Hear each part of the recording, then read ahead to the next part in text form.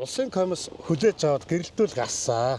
Гэрэлтүүлэг асаад өвөл нь асахгүй байна гэдэг гомд зэрэнгүүт нь манайх зам тээврийн яам нийслэлийн авто замын газарт гомд гаргаад тухайн үед хүмүүстэй ирж бүгднтэй одоо тухайн үеийн мэрэгчлэнгүүтээ ирээд газар дээр нь ирсэн. Тэгэхэд бомтын аршин доторх депо яг ийм сууртайгаа үлдсэн. Хулгайд алдцсан. Нөгөө гүйцэтгэсэн компани бол хулгайд алдцсан биднээс. Тэгээ газар дээр нь айлын ашаалтар байгаа депо хүртэл алга болчихсон байсан. За цогн дайрхан дүүргийн цагдаа гэдэг хэлц гомдол гаргасан байсан гэсэн. За тухайн үед 34 сая төгрөгийн алга болчихсон гэсэн. Дараа нь 100 сая төгрөгийн алга болчихсон. Тэгээ одоо бол нөгөө компанид шүүх дээр явж байгаа. За гуравт болохоор 2 жилийн өмнө бас дахиад нийслэл зам тээврийн яамны хүмүүс ирэхэд бүх депогээр явхад анх бол эхний явалтаар эхний тэр депо хоосон байсан. Дараа нь бүгдээр хоосон болчихсон. За тухайн компанид манайх энэ ажлаа яаралтай дуусгаач тэгээч гэдэг бол шаардлага оруулах биднээс мөнгө төгрөг дутуу. Тэр бол мөнгө төгрөг дутуу биш. Улсын комиссыг бичиг баримтаа 100 бүрдүүлэхэд манайх бол 20-30 сая төгрөгийн төвтэй компани.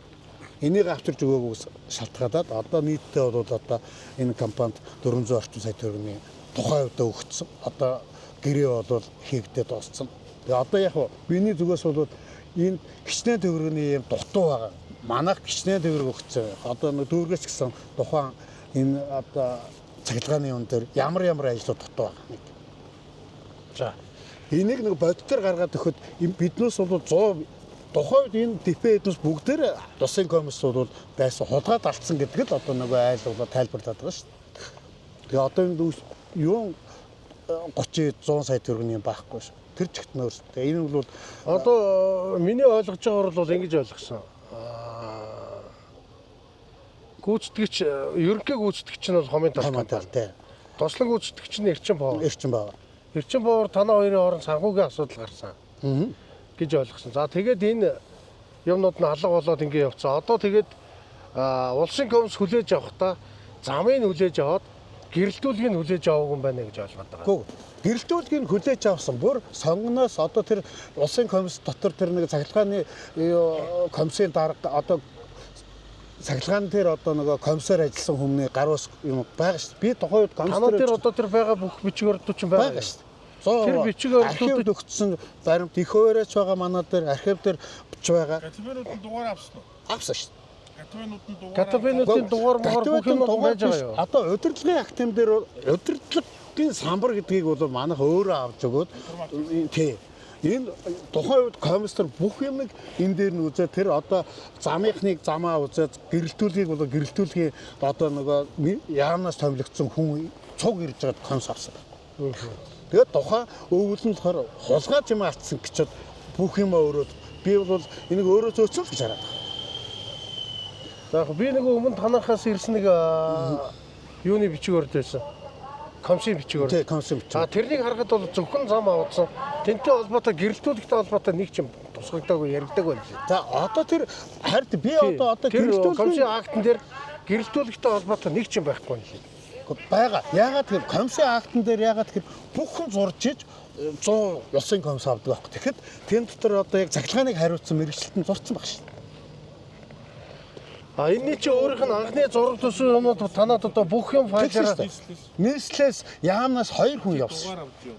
Тэ? Тэгээд манай дээр хүлээлгэж өгөх бичиг баримт энэ компани өгөөгүй. Өөрөөсөө одоо бол манай дээр бол 20-30 сая төгрөгийн л өртөө тухайн үеийн л өөр шүү дээ. За. Одоо тэгээд танаа шүүхийн процесс ямар төвшин? Одоо сая үнэлгээний компани томилогдсон байлаа шүүхтээ. Үнэлгээний компани болохоор манайх цахилгааны үнэлдэггүй эд хөрөнгө үнэлдэг буруу компани сонгоо оруулсан. Тэгээ би яг зөвлөсөн л да танах доороо цахилгааны компани авч манайх мөнгө төгрөгийг гаргаад үнэлгээ хийгээд гачаа.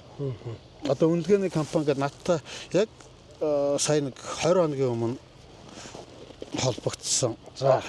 Одоо тэгээд та хэдийн зүгээс шүүгийнхаа процессыг ингээд хүлээгээд байгаад тах юм уу? Одоо тэгээс манайх болохоор мөнгөө 400 сая төгрөг өгчөөд байгаа шүү дээ цахилгааны компани.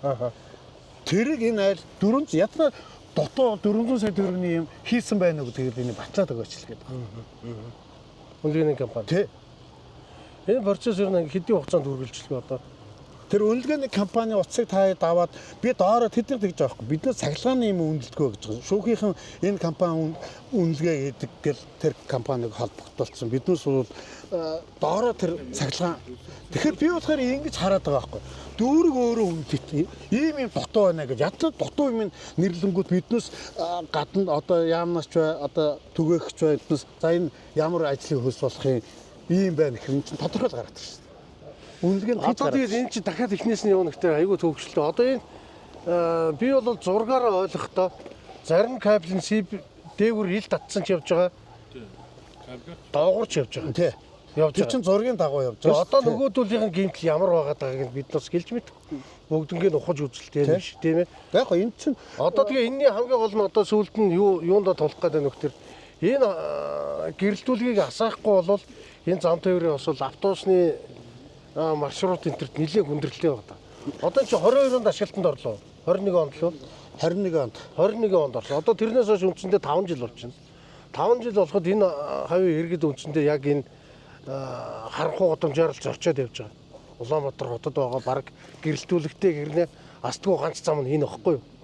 Тэгээ энийг одоо яаралтай асаах талаас нь бид нар бас хөөцөлтөд яваад байгаа. Харин одоо хамгийн гол нь одоо бид нар танаахтаа одоо ямар байдлаар уулзах энэний дараад нь хэдүүлээ сууж байгаад одоо яг энэ хариуцж байгаа энэ гэрэлтүүлгийн компанийн хүмүүс явж байна. Дүүргийн одоо хариуцсан мэрэгчлэнгүүд нь явж байна. Хорооны засаг дарга нь явж байна. Хэдүүлээ бас тойр сууж байгаа. Тэр эрчим павертойгоо хамтдаа сууд юм яа гэдэг. Сууж байгаад хэдүүлээ энэ дээр нэг шийдэл гаргахгүй бол энэ шүүхийн процессыг хүлээгээл авах юм бол бид нар энэ дахиад хэдэн жил үргэлжлэхийг хэлж мэдэхгүй байхгүй. Одоо 5 жил болсон. 5 жил болсон. Манай энэ дээр одоо гаргацсан шүү дээ. Одоо энэ дээр 90% гаргацаад 90% ажил байна уу? Одоо байхгүй 10% нь дутууг биднээс өөрсдөө мөнгө гаргахад одоо яг комисс авчаад байгаа хүмүүсийг хүртэл дуудах хэрэгтэй байхгүй. Та нар юу хүлээж авсан гэдэг. За тэр комиссийн акт дүгнэлт юмнуудыг бид нар ямар ч байсан үзэж тэр албан тушаалд үзээ тэр албан тушаалаар нь яасан хүмүүстэй холбогдъё.